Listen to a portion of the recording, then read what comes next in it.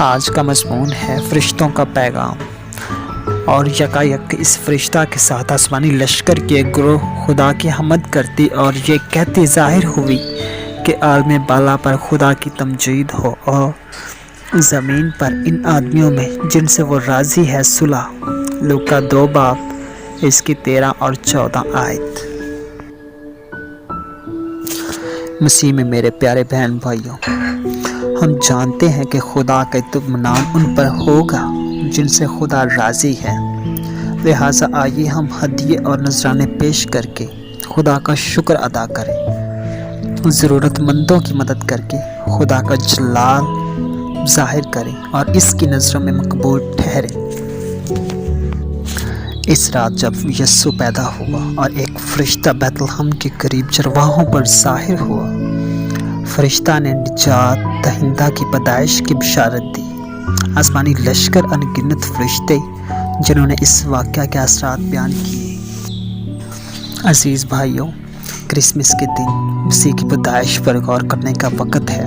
آئیے ہم خدا سے کہیں کہ وہ ہمیں اطمینان اور خوشی سے معمور کرے، جبکہ کرسمس کے واقعات ہماری نظروں کے سامنے ہیں۔ آئیے ہم اس حقیقت پر غور کریں کہ یسوع مسیح کی پیدائش ہماری نجات کی ابتدا ہے۔ اس میں ہم خدا کے ہاتھوں میں محفوظ ہیں، اور حتیٰ کہ مشکل وقتوں میں بھی ہم اس کی آمد کی امید رکھتے ہیں اور اس کی آمد کا انتظار کرتے ہیں۔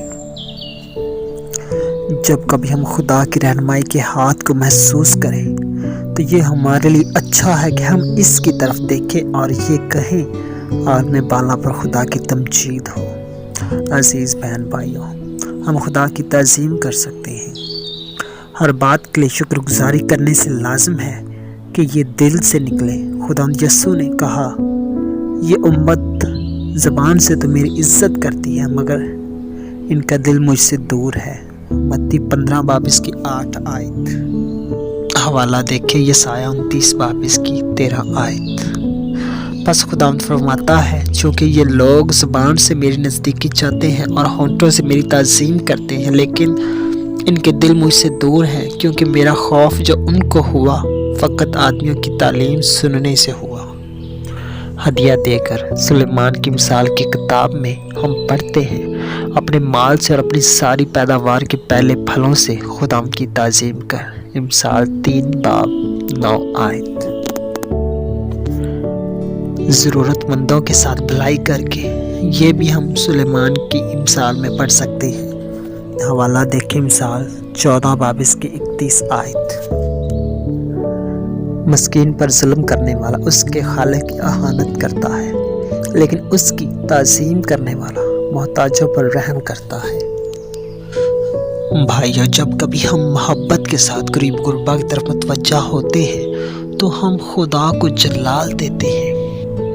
ایمان لا کر نوح کے پاس ایمان تھا، اس نے کشتی بنائی۔ حوالہ دیکھیں عبرانیوں 11 باب اس کی 7 آیت۔ ایمان ہی کے سبب سے نوح نے ان چیزوں کی بابت جو اس وقت تک نظر نہ آئی تھی ہدایت پا کر خدا کے خوف سے اپنے گھرانے کے بچاؤ کے لیے کشتی بنائی، جس سے اس نے دنیا کو مجرم ٹھہرایا اور اس راست بازی کا وارث ہوا جو ایمان سے ہے۔ ہمیں خدا کا اطمینان خدا کے بیٹے کے مجسم ہو کر دنیا میں آنے کے وسیلہ سے دیا گیا۔ مسیح ہمارا اطمینان ہے۔ حوالہ دیکھیں افسیوں 2 باب اس کی 14 آیت۔ کیونکہ وہی ہماری صلح ہے، جس نے دونوں کو ایک کر لیا اور جدائی کی دیوار کو جو بیچ میں تھی ڈھا دیا۔ زمین پر خدا کا اطمینان ان لوگوں کو دیا گیا ہے جن سے وہ راضی ہے۔ مارتا جس نے خداوند کو قبول کیا، اور مریم جو اس کا کلام سننے کے لیے بےتاب تھی۔ حوالہ دیکھیں لوکا 10 باب اس کی 38 اور 39 آیت۔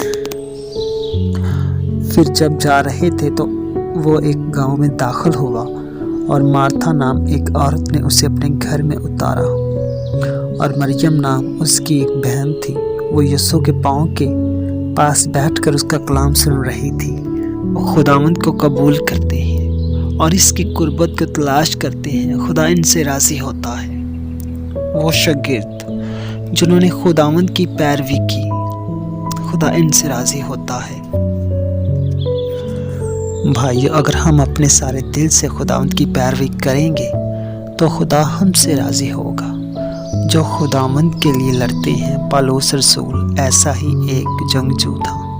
وہ لڑتا رہا اور اس نے ہمت نہ ہاری، اس وقت بھی جب اسے شخصی طور پر نقصان اٹھانا پڑا اور جب اس سے دشمنی کی گئی۔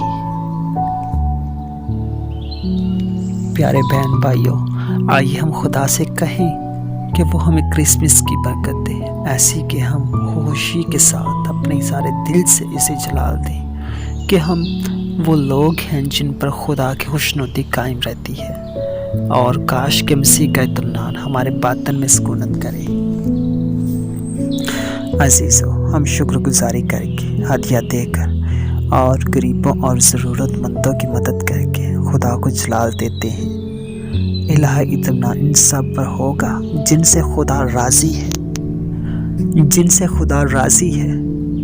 یہ وہ ہیں جو اسے قبول کرتے ہیں، جیسے مریم اور مارتھا جنہوں نے اس کی پیروی کی، جیسے شاگرد اور وہ جو اس کے لیے جنگ لڑتے ہیں، جیسے پالوس۔